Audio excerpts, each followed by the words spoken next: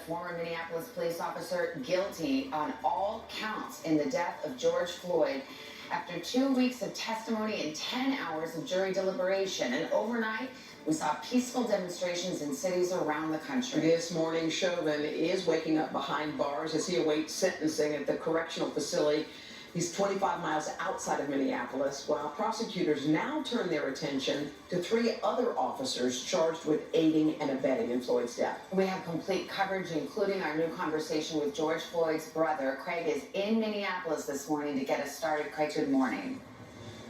Guys, good morning to you. George Floyd's final words were, "I can't breathe." And really, for much of this past year, that's how his family and that's how the city had felt as they waited for Derek Chauvin to go on trial. And then again, as they waited for that verdict to come down. Now that the former police officer has been found guilty on all 3 counts against him, there has been a collective exhale, if you will, a feeling for many that justice has been served. Prosecutors implored jurors to believe their eyes, and in the end, they did.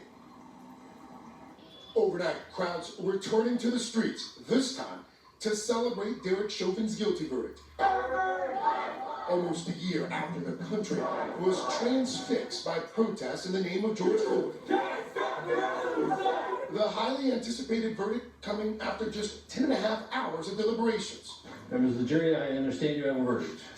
The former Minneapolis police officer showing little emotion as he learned his fate.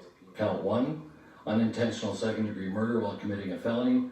Find the defendant guilty. The 12 jurors finding Chauvin guilty of second-degree murder, third-degree murder, and second-degree manslaughter. A deputy leading the 45-year-old out of the courtroom in handcuffs. The mother of George Floyd's daughter, Gianna, and family attorneys reacting to it. With this verdict, we have brought some accountability. Finally, this verdict demands us to never give up the hope that we can make enduring change. For George Floyd's family, the news bringing tears of joy. How do you feel? I feel good, man.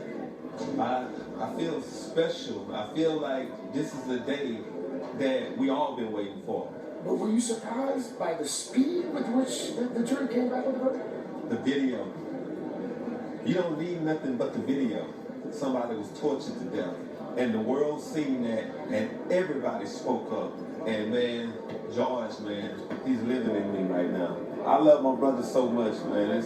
It's crazy, man. President Biden calling the family shortly after the verdict. Nothing